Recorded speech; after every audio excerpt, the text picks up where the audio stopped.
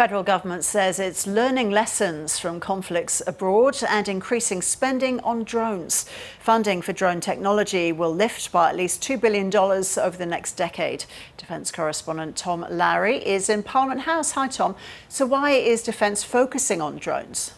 Yeah, good afternoon, Ros. Look, militaries around the world have been paying a lot of attention to drone technology for a very long time now, but two conflicts in particular, two recent conflicts, have really highlighted their place in modern warfare. That's the war in Ukraine and, of course, the conflict in Iran as well, where cheap mass-produced drones have had a massive impact on the battlefield. Iran's use of $30,000 drones that can fly very long distances, 2,000 kilometres or so, and deliver an impact, a 50 kilo or so explosive over that sort of terrain, or force those countries on the receiving end to spend millions of dollars firing interceptors to take them down, has demonstrated, I suppose, what military analysts would call a massive asymmetrical advantage there.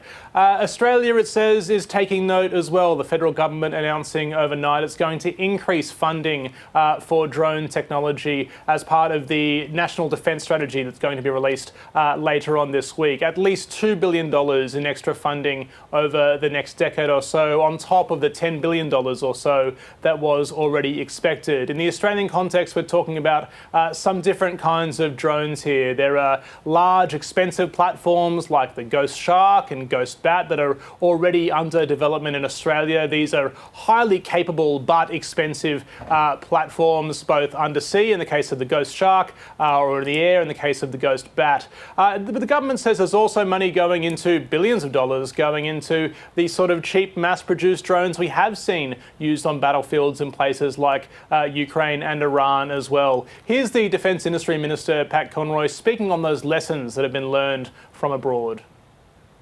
We've learned the lessons from conflicts going on in Ukraine and the Middle East right now, and we've already introduced the first armed drone into the Australian Defence Force, and we'll keep investing in this capability to keep Australians safe, to equip the Australian Defence Force and drive more jobs in Australia. We've got a very significant and skilled Australian defence industry. We've got a very well-skilled Australian drone industry, and we'll be supporting that further.